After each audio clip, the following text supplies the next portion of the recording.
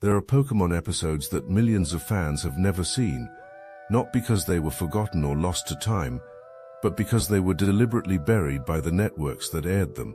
I'm talking about content so controversial, so problematic, or so dangerous that broadcasters around the world decided it was safer to pretend these episodes never existed at all.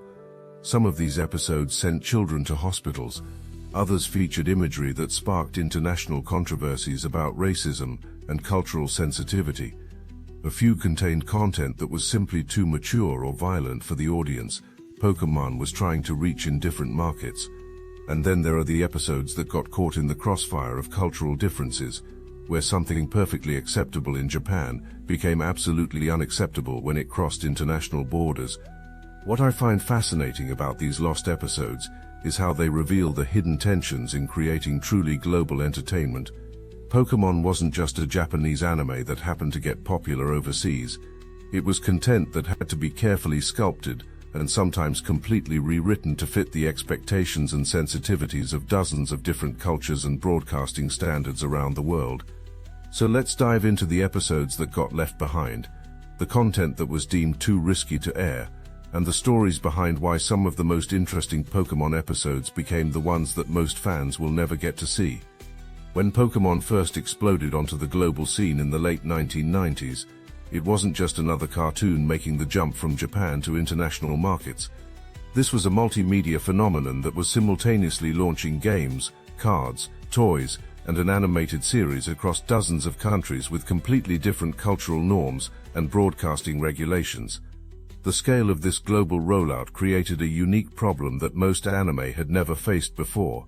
Usually, when Japanese animation got exported, it was targeting niche audiences who understood they were watching foreign content and were prepared for cultural differences. But Pokémon was aiming for mainstream children's television slots in countries where parents expected content to match their local values and safety standards. This meant that every single episode had to be evaluated not just for its entertainment value, but for its potential to cause controversy, offense, or literal physical harm in markets that the original creators had never even considered. What seemed like harmless content in Japan could become an international incident when viewed through the lens of different cultural sensitivities and broadcasting standards. The pressure was enormous because Pokémon's success depended on maintaining its reputation as safe, wholesome family entertainment. One controversial episode could potentially damage the entire franchise's credibility and cost Nintendo millions in lost revenue. So when episodes presented even the slightest risk of controversy, the safest option was often to simply not air them at all. And then came December 16, 1997, a date that changed not just Pokémon, but potentially the entire landscape of how animated content gets evaluated for international broadcast. The episode was called Den-O Senshi Porygon, and it nearly destroyed the Pokémon anime before it had a chance to become a global phenomenon. The episode itself seemed harmless enough. Ash and his friends get digitized and transported into cyberspace to help fix a problem with the Pokémon transport system. It was actually a pretty creative concept that played with themes of technology and digital worlds that were becoming increasingly relevant to kids growing up in the internet age. But during a climactic battle scene, the animation featured rapidly flashing red and blue lights as Pikachu's electric attacks interacted with various digital effects. These flashing lights triggered photosensitive epileptic seizures in viewers across Japan. We're talking about nearly 700 children who had to be hospitalized, with symptoms ranging from convulsions to temporary blindness. The immediate aftermath was catastrophic for everyone involved. Ambulances were rushing to hospitals across the country. Parents were panicking. The media descended on the story like vultures, turning what should have been a medical emergency into a sensationalized scandal about the dangers of modern entertainment. The Pokémon anime was immediately pulled from the air for 4 months while authorities investigated what had gone wrong and how to prevent it from happening again. For a franchise that was just hitting its stride, this could have been a death sentence. The entire global expansion was suddenly in jeopardy because of a few seconds of poorly designed animation. But what I find most interesting about the Porygon incident isn't just the immediate crisis, it's how the response revealed the different ways that various cultures process and react to unexpected tragedy. In Japan, the focus was largely on understanding what had happened and preventing it from occurring again. The investigation was thorough, but relatively measured. When the story hit international markets, however, it became this much more sensationalized narrative about the hidden dangers of Japanese animation and whether foreign content was safe for children. Suddenly, Pokémon wasn't just dealing with a medical emergency, it was dealing with cultural suspicion and xenophobia disguised as concern for child safety. The most tragic casualty of this entire incident was Porygon itself. Even though the seizure-inducing flashes were actually caused by Pikachu's electric attacks, Porygon became the scapegoat for the entire controversy. The Pokémon was essentially banned from appearing in any future episodes of the anime, making it the only Pokémon to be completely erased from the show's continuity. This punishment never made logical sense, but it reveals something important about how companies manage public relations crises. It was easier to sacrifice one relatively minor character than to risk any association with the controversy that could damage the franchise's reputation. Porygon became a reminder of the incident, so Porygon had to go. What makes this even more unfortunate is that Porygon was actually an interesting Pokémon with a lot of potential for storytelling. It represented this bridge between the natural world of Pokémon and the digital world of human technology. There could have been fascinating episodes exploring themes of artificial intelligence, digital consciousness, and the relationship between organic and synthetic life. Instead, Porygon exists in this weird limbo where it's still part of the games and still officially canon in the Pokémon world, but it's been completely written out of the anime universe. It's like the show has collectively agreed to pretend that an entire evolutionary line just doesn't exist. But the Porygon incident was just the beginning of Pokémon's problems with content that was too controversial for international broadcast. Let me tell you about the episodes that were banned, not because they were physically dangerous, but because they contained imagery that Western broadcasters decided was simply too mature or inappropriate for their audiences. The Safari Zone episodes, The Legend of Dratini in particular, were banned in most Western markets because they featured something that Japanese broadcasters apparently thought was no big deal, but that made American network executives break out in cold sweats. Realistic firearms pointed directly at children. I'm not talking about cartoon ray guns or fantasy weapons that clearly don't exist in the real world. These episodes featured actual handguns and rifles being pointed at Ash and his friends by Team Rocket members and Safari Zone wardens. There's a scene where a warden literally holds a gun to Ash's head while threatening him, and another where multiple characters engage in what basically amounts to an armed standoff. Now, from a Japanese perspective, this might not have seemed particularly controversial. Japanese media has different standards for depicting violence, and the context of these scenes was clearly meant to show that the gun-wielding characters were villains whose behavior was wrong and dangerous. But when American broadcasters looked at these episodes, all they could see were children's cartoon characters in life-threatening situations involving realistic weapons. This wasn't abstract cartoon violence, this was imagery that looked uncomfortably similar to real-world gun violence that American parents were already concerned about their children being exposed to. The decision to ban these episodes created some interesting problems for continuity. The Legend of Dratini was supposed to introduce several important Pokémon and establish key plot points about the Safari Zone.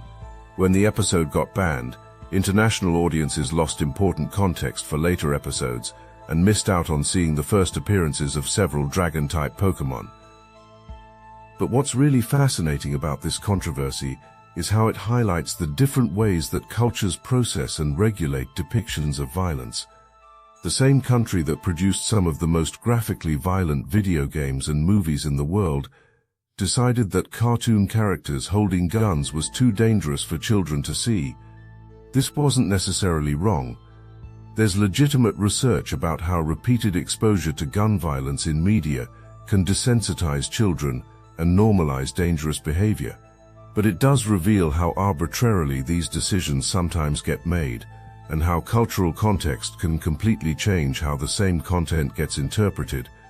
Then there's the Jinx controversy, which created a completely different kind of international incident that had nothing to do with safety and everything to do with cultural sensitivity and historical awareness. The Ice Cave episode featuring Jinx was pulled from rotation in many Western markets after viewers pointed out that Jinx's original design, with black skin and large pink lips, bore an uncomfortable resemblance to racist caricatures from American entertainment history. This controversy was particularly complex because it involved interpreting Japanese character design through the lens of American racial history, in ways that the original creators probably never intended or considered. Jinx's design was likely influenced by Japanese cultural references that had nothing to do with American blackface traditions, but when the character appeared in American media, those historical associations became impossible to ignore. The response to this controversy was swift but also somewhat clumsy. Rather than trying to explain the cultural differences or provide context for the character's original design, the decision was made to simply edit Jinx's appearance.